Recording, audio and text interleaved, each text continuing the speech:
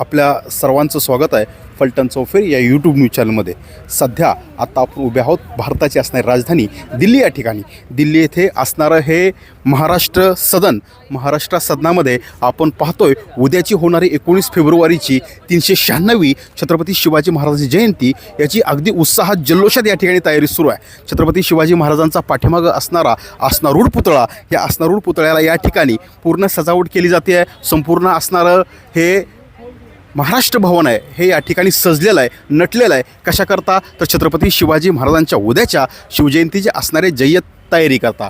आणि या तयारी अंतर्गत या ठिकाणी ह्या महाराजांच्या मूर्तीबरोबर आतमध्ये सुद्धा छत्रपती शिवाजी महाराजांच्या असणाऱ्या शिवजयंतीची तयारी अतिशय उत्साहात सुरू आहे. आतमध्ये पाळणा सजावट सुरू आहे. त्याचबरोबर आतमध्ये असणाऱ्या शाहिरांचं स्टेज सजतं आहे. छत्रपती शिवाजी महाराजांची असणारी मूर्ती त्या ठिकाणी त्याची सजावट चालली आहे. तर आत्ता आपण वेध घेतो आहे छत्रपती शिवाजी महाराजांच्या असणाऱ्या महाराष्ट्र सदन नवी दिल्ली या ठिकाणी चाललेल्या जय्यत तयारीचा.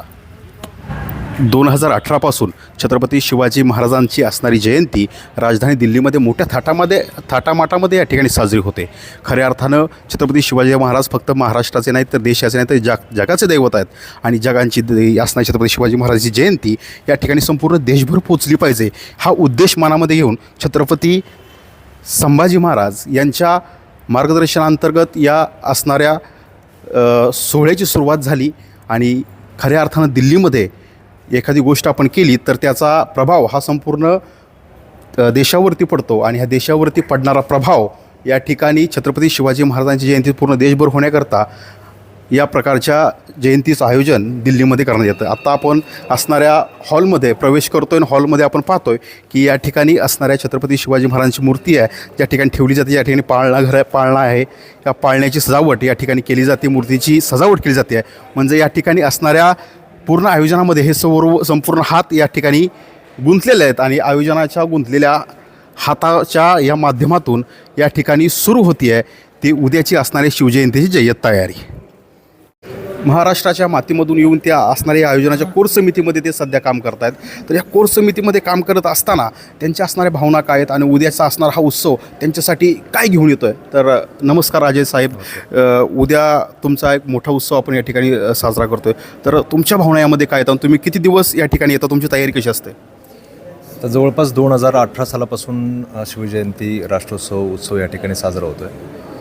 याच्यामध्ये आता छत्रपती शिवाजी महाराजांची जयंती साजरी होत असताना ती संपूर्ण जगभरामध्ये विविध ठिकाणी साजरी होते. परंतु दिल्लीमध्ये व्हायची साजरी, परंतु कमी प्रमाणात व्हायची. त्याच्यानंतर छत्रपती संभाजीराजे जे मोठ्या प्रमाणावर साजरी करण्यात यावी असा एक त्यांनी मानस केला. आणि त्याच्यानंतर आम्ही जवळपास इथली दिल्लीची काही टीम आहे आणि महाराष्ट्रातून काही ठराविक लोक येतात त्याच्यासाठी. तर त्या सगळ्यांनी मिळून आम्ही हा उत्सव चालू केला.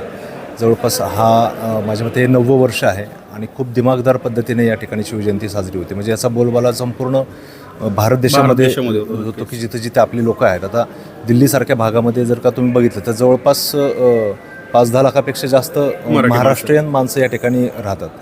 तर पहिले जे काही 2018-19 साली शिवजयंती ज्या मोठ्या प्रमाणात झाले, ज्याला पहिल्या शिवजयंतीला राष्ट्रपती त्या ठिकाणी आले होते, रामनाथ कोविंद होते. त्याच्यानंतर लोकसभेच्या अध्यक्ष होत्या, त्यासुद्धा नंतरच्या शिवजयंतीला आल्या. महाजन मॅडम त्या ठिकाणी आल्या होत्या. म्हणजे अशा मोठ्या प्रमाणावरती शिवजयंती साजरी झाल्यामुळे 19 फेब्रुवारी याच्यावरती शिक्कामोर्तब होऊन ते पूर्ण भारतभर सगळीकडे शिवजयंती साजरी करण्यात येते आतासुद्धा. आणि दिल्ली या ठिकाणी राहणारे जे काही आपले मराठी बांधव आहेत त्यांचा उत्स्फूर्त सहभाग या ठिकाणी लाभतो. म्हणजे त्याच्यामध्ये अगदी लहान मुलांपासून सुद्धा, म्हणजे आपल्या महाराष्ट्रातल्या सुद्धा काही शिक्षण संस्था या ठिकाणी आहेत, जसं की चौगुले विद्यालय आहे किंवा भारतीय विद्यापीठ आहे. त्यांचासुद्धा मोठा सहभाग याच्यामध्ये असतो आणि टीम चांगल्या पद्धतीने काम करते. आणि महाराष्ट्र सदनसारखा जर का तुम्ही वास्तू पाहिली तर या वास्तूमध्ये मोठ्या प्रमाणात हा उत्सव साजरा होतो आहे. खूप म्हणजे एक सेंटर ऑफ अट्रॅक्शन आहे ही वास्तू आज दिल्लीची, जर का आपण जर का पाहायला गेलो तर. आणि अशा महत्त्वाच्या ठिकाणी, दिल्लीच्या ठिकाणी जिथे मराठ्यांनी म्हणजे दिल्लीत काबीज दख्त राखलं होतं आपण असं म्हणतो, दिल्लीवरती धाक मराठ्यांचा या ठिकाणी होता. तर त्या पद्धतीनेच आपण शिवाजी महाराजांचं एक प्रेरणा समोर ठेवून आपण खऱ्या अर्थाने दिल्लीचं तख्त आत्तासुद्धा राखतोय असं काय म्हणायला. नक्कीच. तर हे होते आपल्याबरोबर असणारे सन्माननीय अजयजी सावंत सर.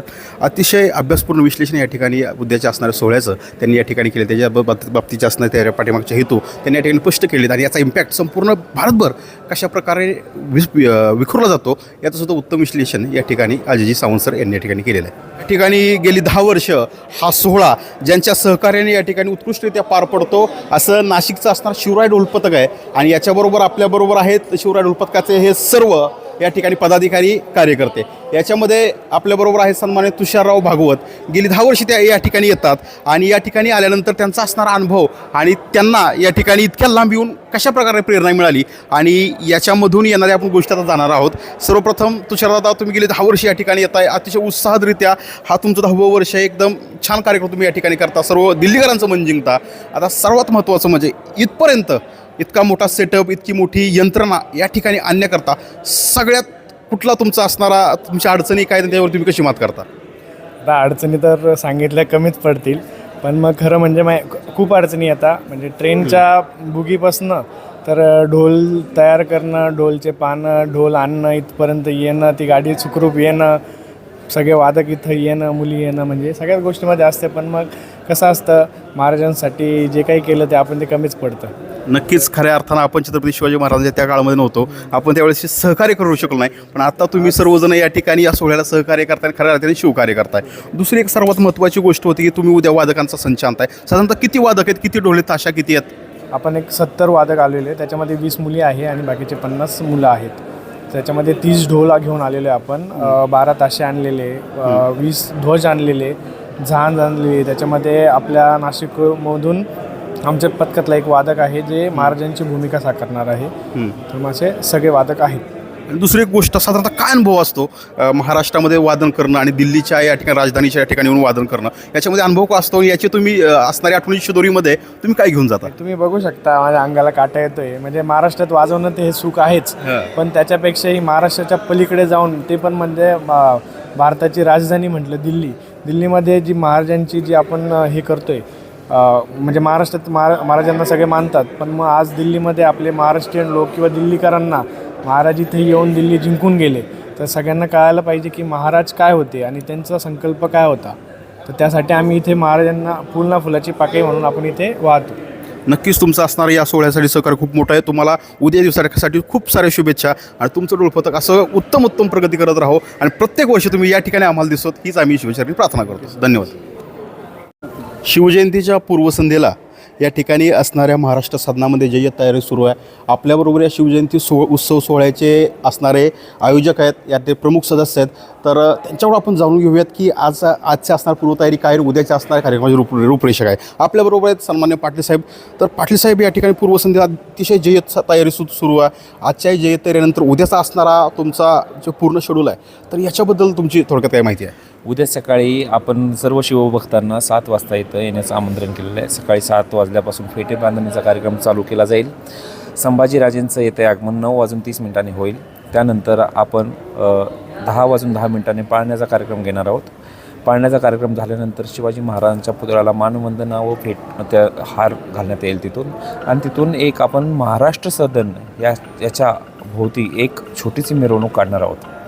त्या मिरवणुकीमध्ये आपले ढोलपथक असेल नाशिकचे, त्यानंतर लेझिम पथक असेल, वारकऱ्यांचं एक पथक असेल व आपले पूर्ण मावळे यांना सगळ्यांना सोबत घेऊन आपण उद्या एक मिरवणूकही काढणार आहोत.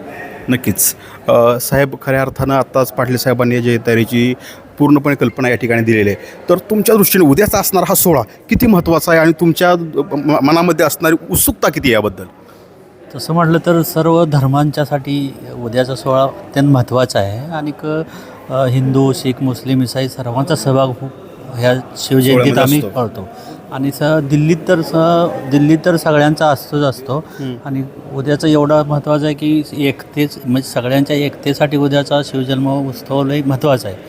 ते साजरा करायला सर्व धर्म इतर एकत्र येतात, सर्वात लोक. आणि दिल्लीत जेवढी बी मावळे आहेत किंवा कुठंही महाराष्ट्रात जाता येत नाही, ते सर्व लोक इथे दिल्लीत येतात आणि शिवजयंती मोठ्या प्रमाणात साजरी करतात.